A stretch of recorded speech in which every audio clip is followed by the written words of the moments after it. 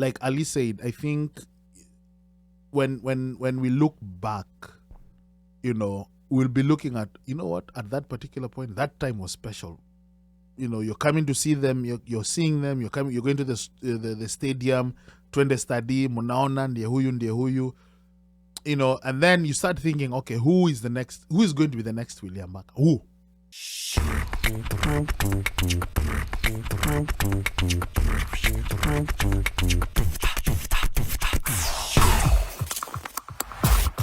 As we will be heading out to LA, this week we got some news on the rugby fraternity where a lot of people were shocked. Two of Kenya's best rugby players, actually two of the most long-serving players, have hung their boots.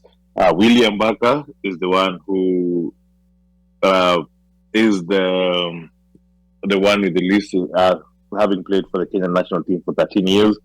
Willy Ambaka hung his boot yesterday, saying that he retires from International Rugby 7. And this also happened after another generational talent called Injera announced his retirement from the sport. So I'm going to try to highlight both of these players separately so that we don't mix the two achievements for them. Remember Willy Ambaka, who also known as Lomo, wrote that it has been a tremendous journey. Now it's time to pull the curtains from International Rugby 7's journey. He said that he has come to a decision that he'll be playing in his final leg in Sydney, which is this weekend. And after this weekend, he is retiring. He went on to say, as a schoolboy, he could only dream of achieving some of the things that he has achieved. And he couldn't have imagined how many highs and lows the journey will entail him, and he cherishes every moment as they made him who he is. Ambaka has captained the Kenya 7 side Shujaa, and he returned from the group last year. Remember, Ambaka last year is the player who was playing with special goggles, having lost eyesight on one of his eyes in a freak accident in a rugby tournament in Russia. He played in the finals for with the team that went to the finals of the Singapore Spirits in 2016. He has played in 2 Olympic Games, 2 Commonwealth Games, and 3 Rugby 7s World Cups. He is a player who comes out being highly decorated, and he is also one of the first Kenyan players to actually go and play professional rugby in France. Willy Ambaka will continue playing rugby on a club level, but he has hung his boot on an international level. So I want to come back to my fellow panelists of the studio. I'll start with you, Ali. I know you've been a fan of Willy Ambaka. What do you have to say about him? Oh man, I'm really gonna miss Willy Ambaka.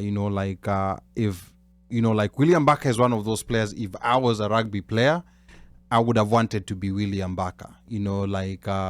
He had all these different attributes where he had the height, he had the strength, he had the speed, he had a combination of these different talents, and of course the skill.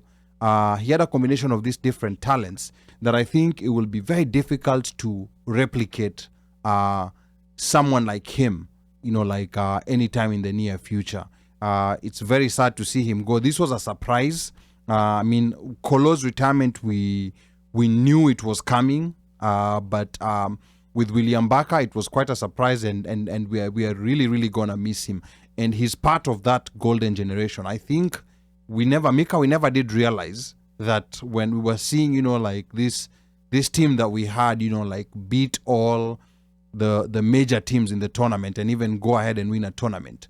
We never realized that we were living in a golden era. We were just so excited to see them winning and wanting them to win more and more tournaments, but we never did realize that was a golden generation. So Willy Ambaka, I wish you the best in whatever endeavors you're going to take. You will be sorely missed by the Kenyan rugby fraternity, especially the Rugby Sevens fans. Mika. I want to come back to Uno. Uno, what do you have to say about Willy? Let me say this. Willy is one of those guys, when on the field, you always know that at some point he's gonna make a big play. atachukua ball, ataenda. It's one of those guys you'd rely on. You say, okay, really get ball hapa ni try, hapa ni try. No matter what, hapa ni try. And like Ali said, I think when we look back, we'll be looking at, at that particular point, that time was special.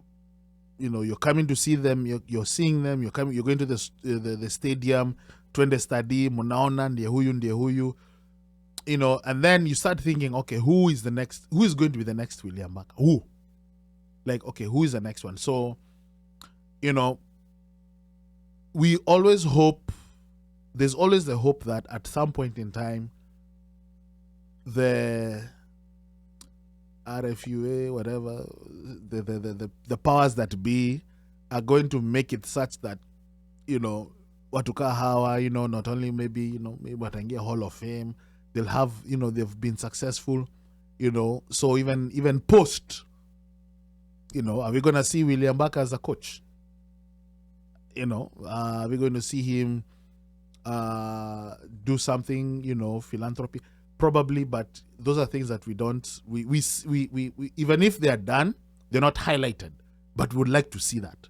We would like to follow them and see what's up. But kudos to the guy. Congratulations. It's sad, but on to the next one. See who's going to be the next Willy Ambaka, Mika.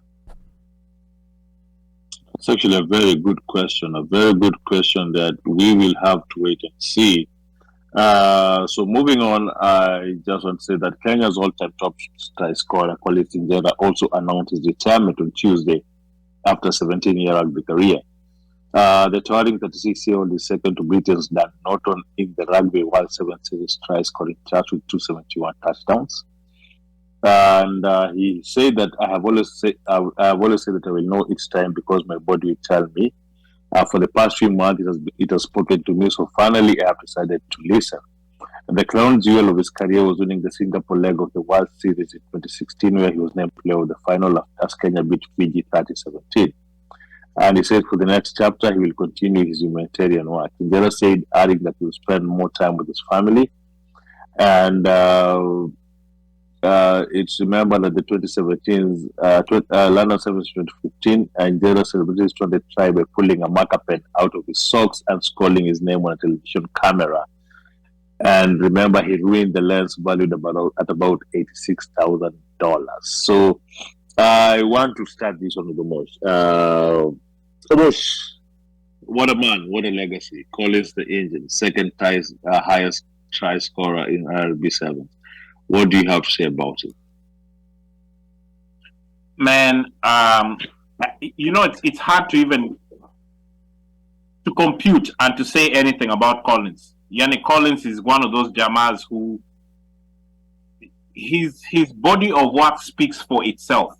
He made it exciting for us to watch rugby, let alone watch rugby, for us to watch sevens. Him and his brother, or who people seem to forget was there, and even though he and he also left, his brother also left at a high note, but Collins took this thing to the next level.